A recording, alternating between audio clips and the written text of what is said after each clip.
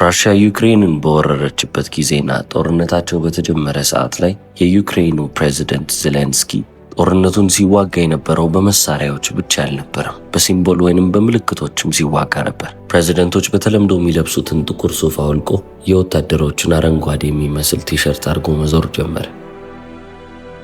ለዓለምም እየተፈጠረ ያለውን ነገር ለማስረዳት ሲፈልግ ከቤተ መንግስቱ ቁጭ ብሎ አልነበረም ሲያወራ የነበረው። ሰራዊቱ ባዘጋጀው ምሽግ ውስጥ ቁጭ ብሎ ነበረ አፕዴቶችን ወይንም ደግሞ እየተከሰተ ያለው ነገር ይሄ ነው እያለ ሲያወራ የነበረው። የዜና አውታሮችን መጥተው ሲቀርጹት የሚያዩት ቦታ ቤተ መንግስት ቁጭ ብሎ አልነበረም። የፈራረሱት ከተማዎች ውስጥ እሱና ወታደሮቹ አንድ ላይ ሲራመዱ ይታያሉ። ምንም ነገር ለማስረዳት ባይሞክርም እንኳን ለራሱ የሆነ ምስልን ገንብቷል። ሊደር who stays፣ ሁሌም ቢሆን የሚቆይ መሪ መስሎ ነው የታየው። ለህዝብ። ታዲያ አሁን ህዝቡም ደግሞ ዞር ብሎ የራሽያን ፕሬዝዳንት ይመለከታል። ቭላዲሚር ፑቲን በፓላስ ውስጥ ቁጭ ብሏል።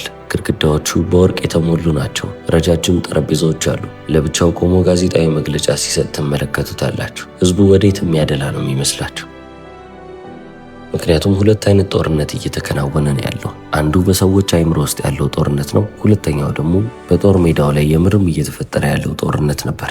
ታዲያ ጦር ሜዳው ላይ የሚደረገው ጦርነት የሚወሰነው በማን ነው ካላችሁ፣ በመጀመሪያው ጦርነት ነው። ያ ማለት በሰው ልጅ አይምሮ ውስጥ ያለው ጦርነት ሁለተኛውን ጦርነት ማለትም የምር እየተከናወነ ያለውን ጦርነት የሚወስን ይሆናል። ፐብሊክ ፐርሰፕሽን ወይንም ደግሞ ህዝቡ እንዳለ የሚመለከትበት መንገድ ከምንም በላይ አስተዋጽኦ ያደርጋል። በተጨማሪም ደግሞ ትልቅም የሚባል ተጽዕኖ አለው። ስለዚህ ምንም አይነት ጦርነት ቢካሄድ ህዝቡ የሚከተለው እውነታውን ሳይሆን ፐርሰፕሽኑን ነው። ስለዚህ አንድ ሰው ምንን መስሎ መጣ፣ እንዴትስ ልቀበለው ብሎ ነው የሚያስቡ። ስለዚህ እናንተ ምንም አይነት ሰው ሆኑ ምንም አይመለከታቸው። ሰው እናንተን እንዴት አድርገው ነው የሚመለከቷችሁ የሚለውን ጥያቄ ጠይቁ።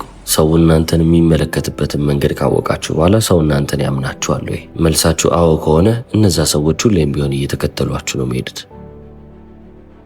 ኒኮሎ ማኪያቬሊም ለዚህ ነው ዘ ፕሪንስ በተሰኘው መጽሐፉ ላይ አንድ ልዑል ሁሌም ቢሆን ምህረት ያለው በተጨማሪም የሚያምንና ሐቀኛ ሆኖ መቅረብ አለበት። አስፈላጊ በሆነ ሰዓት ግን የእነዚህን ሁሉ ተቃራኒ ሆኖ መገኘትም ይጠበቅበታል ይላል። በጣም ሃርሽ ነው ወይንም ደግሞ ትንሽ ይሄ ነገር በዛ ብላችሁ ልታስቡ ትችላላችሁ። ነገር ግን ስለ ስልጣን የሚያውቅ ሰው ካወቃችሁ ይህ አሁን የተናገረው ነገር ምን ያህል ትክክል እንደሆነ ይነግራቸዋል። ምክንያቱም የሰው ልጅ የሚከተለው እውነታውን ሳይሆን ምስሉን ነው። ምንድነው የተመለከትኩት? ምን ይመስለኛል?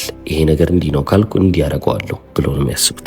ስለዚህ የሰው ልጅ ስለመራ ብቻ መሪ ሆኖ አይቀርም ማለት ነው። መሪ መስሎ መታየት አለበት። ለሰው ልጅ ፐርሰፕሽን ነው መስራት ያለበት። ኃይል ሳይኖራችሁ ኃይል እንዳላችሁ መስላችሁ መቅረብ መቻል አለባችሁ። እያስመሰላችሁ እንደሆነ ህዝቡ ሳያውቅ ማለት ነው። ይህንን ማድረግ ከቻላችሁ ህዝቡ የምርም ኃይል እንዳላችሁ እያሰበና እያመነ ይመጣል። ዘ ፕሪንስ የተሰኘው መጽሐፍ ላይም ማኪያቬሊ እየተናገረ ያለው ነገር በጣም ቀላል ነው። እነሱም ያምኑትን ታሪክ ሼፕ ባረጋችሁና በቀየራችሁ ቁጥር እናንተ የምትሉትን ማንኛውንም ነገር የማመንና እናንተንም የመከተል እድል አላቸው ይላል። አብዛኛው ሰው ግን የሚታለለው በጣም ጥሩ ሰው ስለሆኑ ጥሩ ሰው መስለው የሚታዩ ይመስላቸዋል። ትልቁ ስህተት እዚህ ጋር ነው የሚጀምረው። የምርም ጥሩ ሰዎች ስለሆኑ ለሰዎች ውለታ መዋል ይጀምራሉ። ከሰዎች ጭብጨባን ይፈልጋሉ። በተጨማሪም ስኬታቸውን ቀና ብለው ለህዝብ ማሳየት ይጀምራሉ። ጠንካራ መሰረት ሳይኖራችሁ ደግሞ በጣም ብዙ ነገር ለሰዎች እየሰጣችሁ ኦፈር እያደረጋችሁ ከሆነ ኃይላችሁን እያጣችሁ ትመጣላችሁ። ባዶ ነው የምትሆኑት። ለዚህ ነው ማኪያቬሊ ካይነስ የሚመስል ወይንም ቅንነትና ጥሩነት የሚመስለው ነገር እናንተን ሙሉ ለሙሉ ሊያጠፋችሁ ይችላል። ክሩልቲ ብለን የምናስበው ጭካኔ ነው ብለን የያዝነው ነገር ግን ምናልባትም ሴቭ ሊያደርገን ሊያተርፈን የሚችልበት ሁኔታም አለ ይላል። ታዲያ አሁን ክሩልቲ ማለት ምን ማለት ነው? ልበቢስ መሆን ወይንም ልብን ማደንደን አይደለም። ነገር ግን እናንተ ማድረግ የማትችሉትን ነገር ለማድረግ አለመሞከር ነው። መቼ መቆም እንዳለባችሁና መቼ መራመድ እንዳለባችሁ ጠንቅቃችሁ ማወቅን ይጠይቃል። ሰው እንዲወዷችሁ ብላችሁ እናንተ ማድረግ የማትችሉትን ነገር ተንከራታችሁ ለምን ታደርጋላችሁ? ለጋስን መሆን ከፈለጋችሁ መምሰልም ከፈለጋችሁ በብልሃት እንዴት ማድረግ እንደምችሉ ማወቅ መቻል ይጠበቅባችኋል። ማጋራትም ያለባችሁ ነገሮች እናንተን ብዙ የማያስወጧችሁ ነገሮች መሆን አለባቸው። ያ ማለትም ደግሞ ለእናንተ ትርፍ የሆኑትን ነገሮች ወስዳችሁ ለሰው ማጋራት ትችላላችሁ። ምክንያቱም አብዛኛው ጊዜ በጣም ጠንካራ የሚባለው መልስ ወይም ጠንካራ የሚባለው ሬስፖንስ እምቢ ማለት ነው እንጂ ለሁሉም ነገር እሺ ማለት አይደለም። የሚሰራላችሁን ነገር ካገኛችሁ በደንብ እዛ ላይ እየሰራችሁ ሂዱ። እየሰራችሁበት ግን ብዙም ውጤት እያመጣ ያልሆነውን ነገር ግን እየቆረጣችሁ አያስፈልገኝም እያላችሁ ማለፍ መቻል ይጠበቅባችኋል። ይህ መንገድ እንግዲህ ፕሮቴክቲንግ ዘ ሲስተም ይሰኛል። ያንን ስርዓት መቆጣጠር ማለት ነው። ያን ያህል ጀግና የሚያስብል ስራ አይደለም፣ ነገር ግን መሰረቱን ፕሮቴክት ያደርጋል። በቃ ይጠብቅላቸዋል መስመር ይዞ እንዲሄድ። መስሪያ ቤቶች ውስጥ በጣም የሚታመኑትን ሰራተኞች ይዋቸው እስቲ። ቢዚ መስለው የሚቀርቡ ሰዎች እኮ ናቸው። ምንም እንኳን ቢዚ ባይሆኑም ቢዚ መስለው የሚጠዳደፉ ሰዎች ይታመናሉ። ሐሳባቸውንም ለማጋራት በጣም ኮንፊደንት ሆነው የሚያወሩ ሰዎች፣ ምንም እንኳን የሚያወሩትን ነገር የማያውቁ ቢሆኑ በራሳቸው ተማምነው እስካወሩ ድረስ እነሱ የበለጠ እየተደመጡ ይመጣሉ። በጣም ሐቀኛ የሚባለው ነገር ግን እንደነሱ ፖሊሽድ ያልሆነው እንደነሱ መምሰል ያልቻለው ሰው ግን ማንም ሰው ልብ ሳይለው ሳያስተውለው ያልፋል። ታዲያ አሁን ይህ ሰው ክህሎት አጥቶ ወይንም ሳይኖረው ቀርቶ አይደለም፣ ነገር ግን ኢሜጁን ማስተካከል ስለከበደው ነው። ይህ ማለት ሰው እናንተን የሚያይበትን መነጽር መለወጥ መቻል ይጠበቅባቸዋል። አንዴ እነሱን ማሳመን ከቻላችሁ ግን ከዛ በኋላ ማታለልም ማጭበርበርም መዋሸትም ትችላላችሁ። የሰው ልጅ እናንተን እያመነና እናንተን እየተከተለ ይመጣል። መቼም ቢሆን ለእናንተ ያላቸውን እምነት አይተውም ማለት ነው። ለዚህ ነው ይህንን 9ኛውን ምዕራፍ ማኪያቬሊ ኮንትሮል ዘ ስቶሪ ኢቨን ኢፍ ዩ ሮት ኢት ዮርሰልፍ ብሎ ይጻፈው። ታሪኩን ራሳችሁ ብጽፉትም እንኳን ራሳችሁ ልትቆጣጠሩት ይገባል ያለው። ወደ 10ኛው ምዕራፍ ላይ ስንመጣ say what works, do what wins ይላል። ይሰራል ብላችሁ የምታስቡትን ነገር ተናገሩ፣ ነገር ግን የሚያሸንፍላችሁን ነገር አድርጉ ነው የሚለው። እስካሁን እንግዲህ ባለፉት 3 ቪዲዮዎች ኃይልን ወይንም ስልጣንን እንዴት ማግኘት እንደምትችሉ ተምረናል። እንዴት ቢውልድ ልታደርጉት ልትገነቡትም እንደምትችሉ አይተናል። ፍርሃትንም እንዴት በጥበብ መጠቀም እንደምትችሉ በደንብ ተመልክተናል። አለፍ ብለንም ደግሞ ኢሜጃችንን ሰዎች እኛን የሚመለከቱበትን መነጽርም እንዴት ማስተካከል እንዳለብን ተመልክተናል። ከዚህ በኋላ ያለው በጣም ከባዱ የሚባለው ክፍል። ለዚህም ደግሞ አንድ ጥያቄ ልጠይቃችሁ። ብትዋሹ እንኳን እታመናለሁ ብላችሁ ታስባላችሁ? እንደ ፈረንጆቹ አቆጣጠር በ2016 ዓ.ም ኢንግላንድ ወይንም ደግሞ ዩኬ ከዩሮፒያን ዩኒየን ለመውጣት ቮት ማድረግ ጀመረች። ህዝቦቿም ይህንን ምርጫ እንዲደግፉ አንድ ምክንያት ብቻ ነበር የሚጠብቁት። ይህም ምክንያት ምንድን ነው ተብሎ ሲታይ ለአውሮፓ ህብረት በየሳምንቱ 350 ሚሊዮን ፓውንድ እንልካለን። ይህንን ሁሉ ገንዘብ ለአውሮፓ ህብረት ከምንልክ ለምንድን ነው ይህንን ሁሉ ገንዘብ ለኤንኤችኤስ ማንልከው አሉ። ኤንኤችኤስ ማለት የኢንግላንድ ፐብሊክ ሄልዝ ሰርቪስ ሴንተር ነው። ያ ማለትም ደግሞ በነፃ የምትታከሙበት የጤና ጣቢያዎች ብላችሁ ያዟቸው። ታዲያውን ይህንን መልእክት ህዝቡ ሲሰማ አንደኛ ማድረግ የፈለገው ነገር እቺን ሀገር ከዩሮፒያን ዩኒየን ማውጣት ነበረ። ምክንያቱም የሰው ልጅ በታመመ ቁጥር ብር ማውጣት ሰልችቶታል። ስለዚህ በነፃ መታከም የምችል ከሆነማ ከዩሮፒያን ዩኒየን ሀገሬ ብትወጣልኝ ይሻላል አለ። ሰላማዊ ሰልፎች በሀገሪቱ ተካሄዱ። ሴቭ ዲ ኤንኤችኤስ እየተባለ ሁሉም ሰው ፖስተር ይዞ ወጣ። የከተማ ባሶቻቸው ላይ እንደዛ አይነት ምልክቶችን እያስቀመጡ አለፉ። ሁሉም ነገር ተራገበ ማለት ይቻላል። በመጨረሻ ምን ተፈጠረ ካላችሁ ከዩሮፒያን ዩኒየን ለመውጣት ኢንግላንድ ብትወስንም ብትወጣም ያ ቃል የገቡለት ነገር ግን ቀረ። ወደ ኤንኤችኤስ ፈንድ ይደረጋል የተባለው 350 ሚሊዮን ፓውንድ በየሳምንቱ የሚገባ ገንዘብ የትም የለም። በስህተት ነው 350 ሚሊዮን ፓውንድ የተባለው እንጂ ትክክለኛ ቁጥርም አይደለም። በትክክል አልተሰራም ነበር ብለው መዋሸት ጀመሩ። አሁን እዛ ስልጣን ላይ ለተቀመጡ ሰዎች ይህ ፐርፌክት የሆነ ሴናሪዮ ነው፣ ወይንም የሚፈልጉት ነገር እንዳለ ተከናውኗል። የዛኔ የዋሹት ውሸት ትክክለኛ ስራውን ትክክለኛ ዓላማውን አሳክቶ ነው የመጣው። ሐሳባቸውም ዓላማቸውም ዩኬን ወይንም ኢንግላንድን ከዩሮፒያን ዩኒየን ማውጣት ነበረ።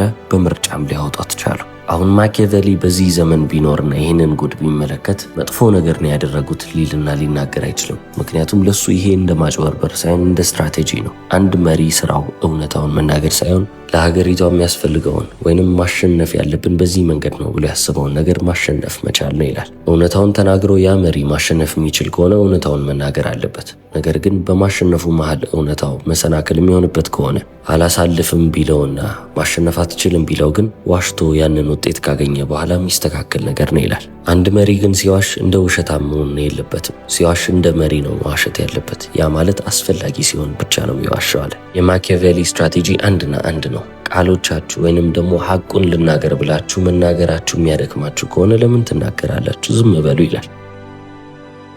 ቃላችሁን መስበር የሚጠበቅባችሁ ጊዜ ላይ ቃላችሁን መስበር አለባችሁ። ነገር ግን ያለምንም ጥፋተኝነት ስሜት በዝምታ በጸጥታ ውስጥ ንጹህ ሆናችሁ መውጣት መቻል አለባችሁ። ምክንያቱም የዋሻችሁት መዋሸት ስለፈለጋችሁ ወይንም ደግሞ ስለሚያስደስታችሁ አይደለም። ለመመራው ሀገር አስፈላጊ የሆነ ነገር ነው ብላችሁ ስላሰባችሁ እንጂ ሀገራችሁ እንዳትሸነፍባችሁ እንዳትዳከምባችሁ ጠንካራ የሚባለውን ፖዚሽን ለመያዝ ብላችሁ ያደረጋችሁት ነገር ከሆነ ትክክል ነው ይላል። አሁን ታዲያ እዚህ ጋር ዋናውን ጥያቄ እንጠይቃለን። ቃላችሁን ሰብራችሁ ነገር ግን ሰዎች እናንተን የሚመለከቱበትን መነጽር ሳትሰብሩ መቆየት ትችላላችሁ። ሐቀኛ መስላችሁ ቀርባችሁ ነገር ግን እየዋሻችሁ ነው። የመርህ ሰው ሆናችሁ ቀርባችሁ ሰዎችን እየከዳችሁ ነው። ነገር ግን አሁንም ሰዎች እናንተን በመርህ የሚመራ ሰው ነው፣ እንደሱ ነው መሆን የምፈልገው የሚሏችሁ አይነት ሰዎች ሆናችሁ ትቀመጣላችሁ ወይ? መልሱም በቀላሉ አዎ ነው። ፐርሰፕሽናችሁን መቆጣጠር ከቻላችሁ፣ የሚዋሽ ሰው እስካልመሰላችሁ ድረስ እንደፈለጋችሁ መዋሸት ትችላላችሁ።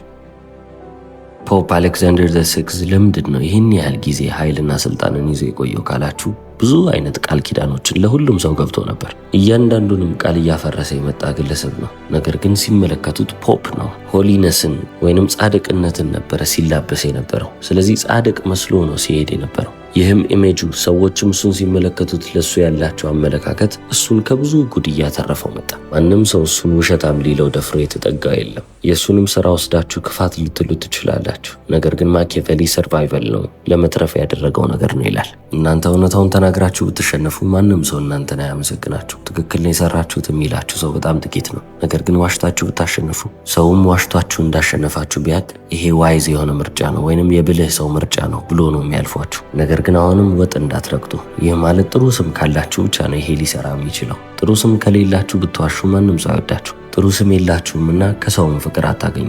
ጥሩ ስም ያተረፋችሁ ሰዎች ከሆናችሁ ግን ብትዋሹም እንደናንተ እውነታውን የሚናገር ሰው ያለ ይመስላችሁ። እዚህ ዓለም ላይ ከምንም አይነት ጉዳት ለመጠበቅ የምትገነቡት ትልቅ የሚባለው ግንባችሁ ወይንም ደግሞ ከታች የምትደበቁባት ነገር ስማችሁ ነች። ትፈሩ ትችላላችሁ፣ ሰዎች ሊያከብሯችሁ ይችላሉ። ነገር ግን ሰዎች የሚጠሏችሁ ከሆነ ስማችሁም ደግሞ ጥሩ ካልሆነ አበቃላችሁ። ስለዚህ እንዴት ነው ጥሩ ስማችሁን ይዛችሁ መዋሸት የምትችሉት?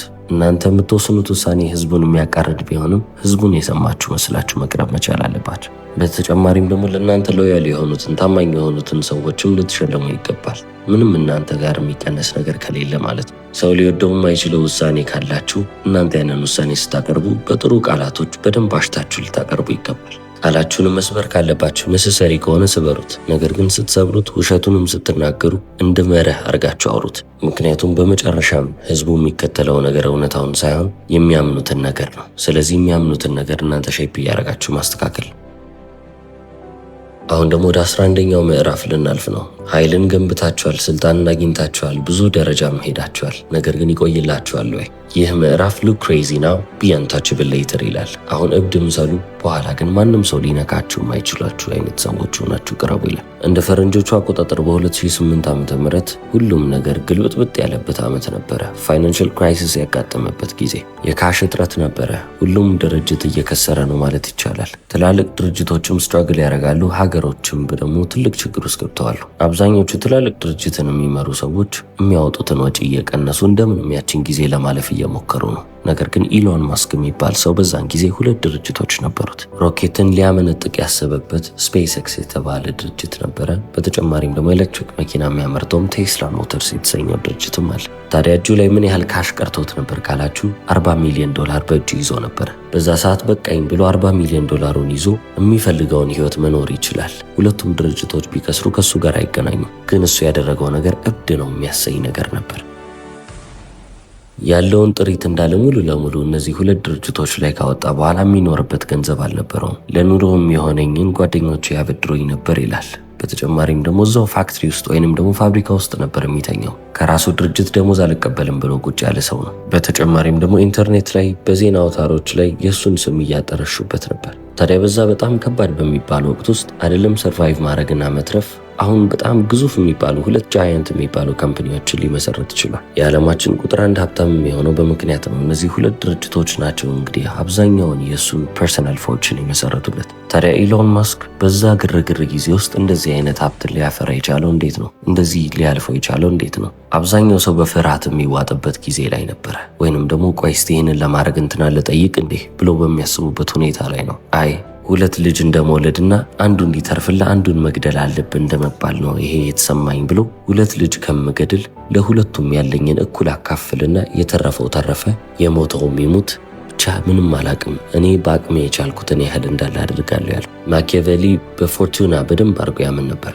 ፎርቱና ብሎ የሚጠራው ነገር ላክ ታይሚንግንና ኬዮስን አንድ ላይ ያጠራቀመ ነው። ቀውስን፣ እድልንና የጊዜ አጠባበቅን ያካተተ ማለት ነው። ነገር ግን ማኪያቬሊ በፎርቱና ብቻ አይደለም ያመነው፣ ማድረግ የምትችሏቸውም ነገሮች አሉ ይላል። ለምሳሌ ፎርቱና ልክ እንደ ሪቨር እንደ ወንዝ ነው ያየው። በጎርፍ ልትጥለቀለቁ ትችላላችሁ፣ በመጥፎ ጊዜ ላይ ማለት ነው። ነገር ግን ሰከንድ ባልና በጥሩ ጊዜ ላይ አስተዋይ የሚባሉ ሰዎች ያንን የወንዝ ውሃ ለጥሩ ነገር መጠቀም ይችላሉ። ከባድ ጊዜ ሲመጣል በነዛ ነገሮች ለመከለልና ለመጠበቅ ማለት ነው። ስለዚህ እናንተም ማድረግ ያለባችሁ ነገር ይሄ ይላል። ምንም እንኳን ፎርቱና የሚባል ነገር ቢኖርም ከእናንተም ደግሞ የሚጠበቅ አክሽን ወይንም ደግሞ ስራ ይኖራል። 11 የሚሆኑ ቻፕተሮችን ባለፉት 3 ክፍሎች በደንብ አድርገን ተመልክተናል። እንግዲህ የቀረው 2 ቻፕተር አለ። እነሱን ነገ ከቨር ማድረግ ከቻልኩ አደርግላችኋለሁ፣ ካልሆነ ወደ ሌላ ኮንተንት እናልፋለን ማለት ነው። እስከ መጨረሻው ስለተከታተላችሁልኝ አመሰግናለሁ። ቻው።